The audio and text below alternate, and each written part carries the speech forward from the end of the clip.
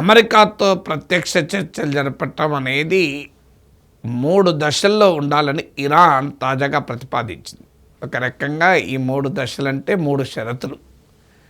So ఇక్కడ interesting thing ఏంటంటే Iran ధ్వంసం అయిపోయింది, సర్వనాశనం అయిపోయింది, 20 ఏళ్ళకు కూడా కోలుకోదు, ఆ లీడర్షిప్ యునైటెడ్గా లేదు, ఆ లీడర్షిప్ రెజీమ్ చేంజ్ అయిపోయిందని ట్రంప్ చెప్తుంటే కండిషన్స్ ఇరాన్ పెడుతుంది, అమెరికా కాదు. అమెరికా ఇది ద రిసీవింగ్ ఎండ్. మీరు అమెరికన్ డెలిగేషన్ పాకిస్తాన్కు వెళ్ళడం అనేది ఖాయం కావడమే కాదు, ఆఖరికి ఐ మే గో అని ప్రెసిడెంట్ ట్రంప్ కూడా అన్నాడు. కానీ చివరకు అమెరికన్ డెలిగేషన్ వెళ్ళలేదు. నో మోర్ 18 hour ఫ్లైట్స్ అని ట్రంప్ ప్రకటించాడు.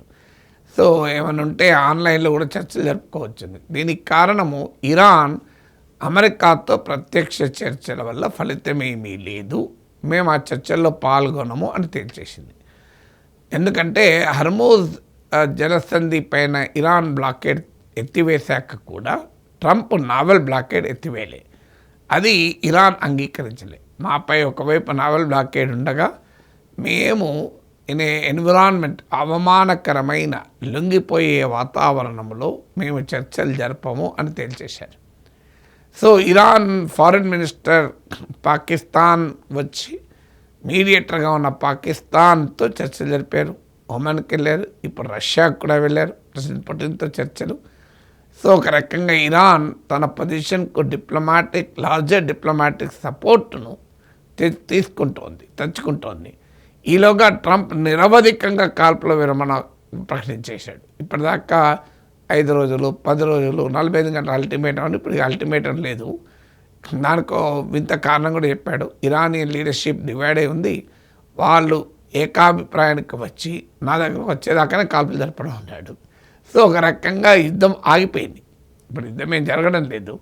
దీన్నే ఫ్రోజన్ వార్ అంటారు. అంటే ఏ రకమైన సమగ్ర ఒప్పందము కుదరదు, యుద్ధము జరగదు. దీన్నే ఫ్రోజన్ వార్ అంటారు. ఇది ప్రపంచానికి కొత్తేమి కాదు. 1950s కొరియా వార్ కూడా ముగిసింది, కానీ అగ్రిమెంట్ ఏం కుదరలేదు. సో అగ్రిమెంట్లు కుదరకుండా ముగిసే వార్ ఎప్పుడో ఒకసారి మళ్ళీ ఫ్లేరప్ అయ్యే ప్రమాదం ఉంటుంది.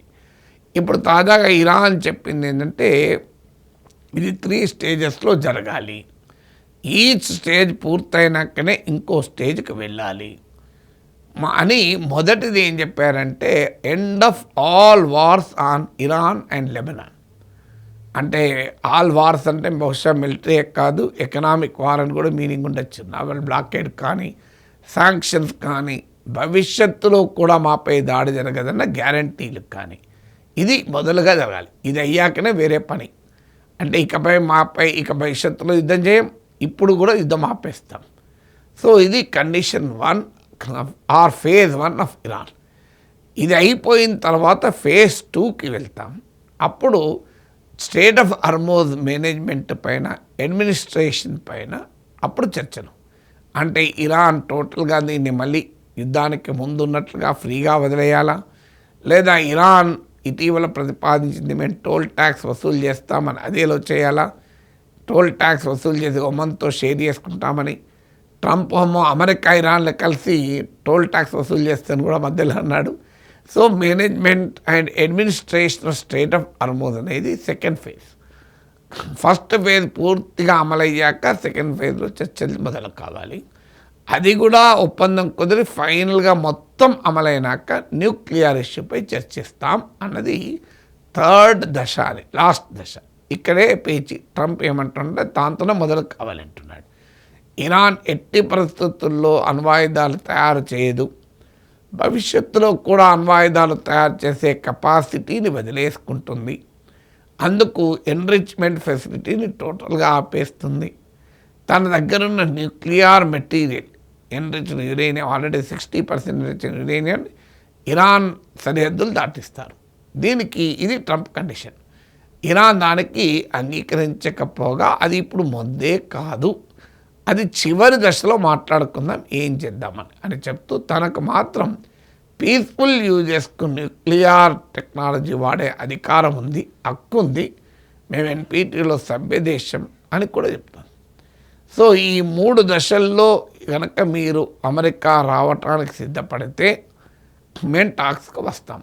ఆ టాక్స్ అయితే కేవలం ఎండింగ్ వార్ పైన ఉంటుంది, వేరే వార్ పైన ఉండదు అనేది ఇరాన్ కండిషన్. ఇప్పుడు ఆల్రెడీ లెబనాన్ విషయంలో ముందు సంబంధమే లేదన్న ట్రంప్ ఫైనల్గా లెబనాన్లో కూడా సీజ్ ఫైర్ ఇజ్రాయెల్ కుదుర్చుకోవాల్సి వచ్చింది. మరి ఇప్పుడు ఇరాన్ పెడుతున్న ఈ కండిషన్స్కు ట్రంప్ అంగీకరిస్తాడా? ఇప్పటివరకైతే ట్రంప్ ఎట్టి పరిస్థితుల్లో ఇరాన్ న్యూక్లియర్ ఆప్షన్ వదిలేస్తేనే ఇరాన్తో ఏదైనా ఒప్పందం సాధ్యమో అని ట్రంప్ పొజిషన్.